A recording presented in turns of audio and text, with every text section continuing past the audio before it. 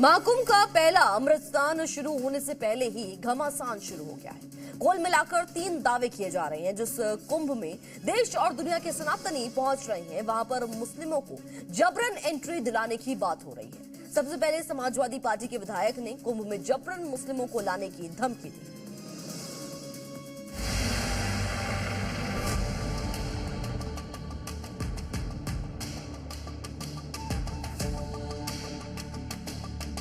मुसलमान चाहेगा तो हम लेके चलेंगे ना।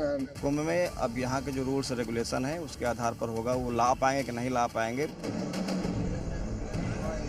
महाकुंभ में मुस्लिमों को लाने की धमकी। कुंभ नहा के मरे आदमी, पानी खराब, व्यवस्था खराब। इनको ठंड नहीं लगती है घोरियों को? नहीं लगेगी। सनातन को टारगेट करने के लिए स्नान पर विवाद। जिस कुंभ में स्नान के लिए दुनिया भर से 45 करोड़ लोग आ सकते हैं, उस स्नान पर अखिलेश यादव के विधायक ओम प्रकाश सिंह सवाल उठा रहे हैं। ओम प्रकाश सिंह का दावा है कि कुंभ में पानी और व्यवस्था दोनों खराब है। कुंभ नहा के मरे आदमी, पानी खराब, व्यवस्था खराब, पैसा सब लूटा जा रहा है और कोई व्यवस्था नहीं है।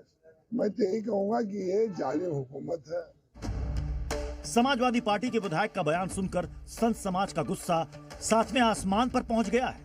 ये वो संत है जो पिछले कई दिनों से कुंभ के पवित्र जल में स्नान कर रहे हैं और सनातन के सबसे बड़े पर्व को विवादित करने की कोशिश देखकर साधुओं ने इनके खिलाफ मोर्चा खोल दिया है।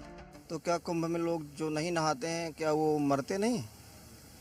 ये सब बचकानी और मूर्खतापूर्ण बातें, इन बातों का कोई अर्थ नहीं है। ये तो क्या फालतू है, कोई काम के नहीं है। लोग धर्म के नहीं मानते हैं, वो कोई काम के नहीं। सनातन धर्म को नहीं मानते तो कोई काम के नहीं है। वो तो अपने तरीके से सब चलते हैं, नहीं तो सन्यासियों का खड़ा है, नागा बाबा होगा।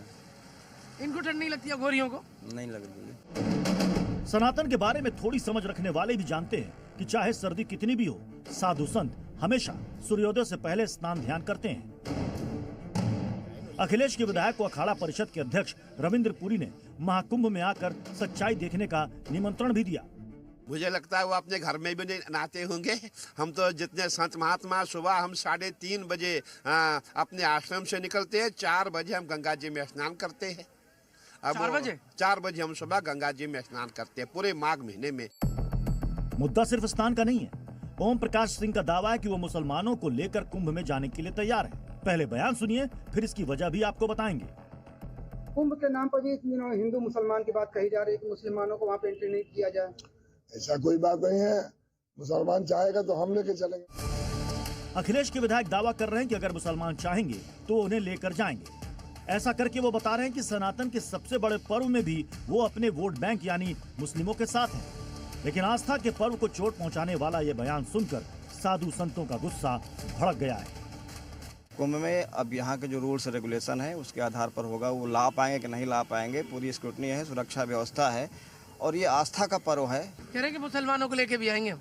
क्यों लेके आएंगे? यहाँ आने का कोई अधिकार ही नहीं है उनका। क्यों अधिकार नहीं है?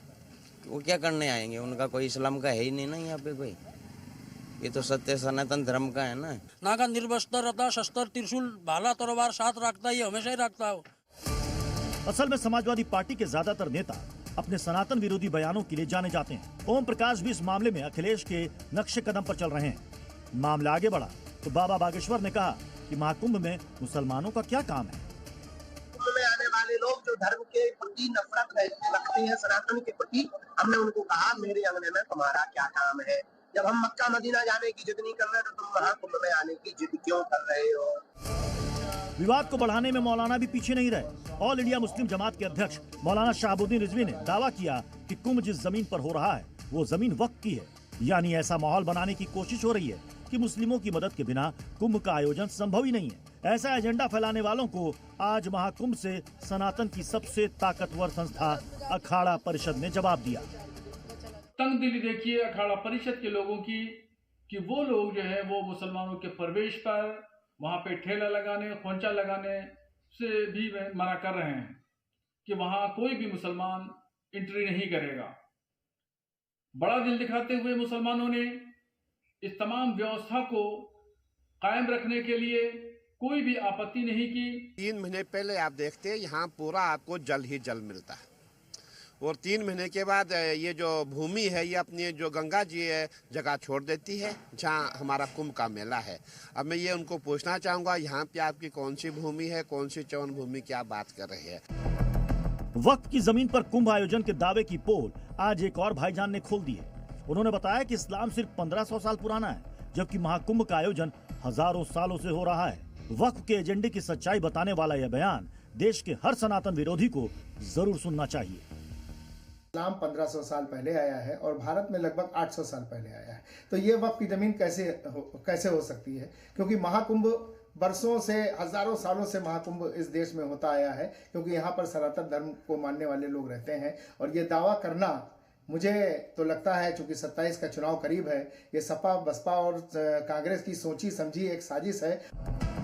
समाजवादी पार्टी मुस्लिमों को जबरन कुंभ लाने की बात कर रही है।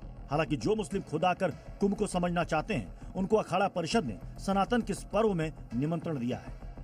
हम तो चाहते हैं मुसलमान आ जाएं, मुसलमानों से हमारा बेर नहीं आए, कुंभ में आए, हमारे यहाँ आए, हमको देखे हम क्या कार्य करते हैं, क्या नहीं करते हैं, हमारे यहाँ सनातन का कितना प्रचार प्रसार हो रहा है, हमारे यहाँ अन्न क्षेत्र है, हमारे यहाँ भोजनालय है, हमारे यहाँ सबके लिए तिथि देवो भव हमने रखा हुआ। जो भी हमारे यहाँ आएगा हमारे देवता तुल्य है, मतलब जो भी हमारी संस्कृति है वो देखे, हमें उसमें कोई दिक्कत वाली बात नहीं है।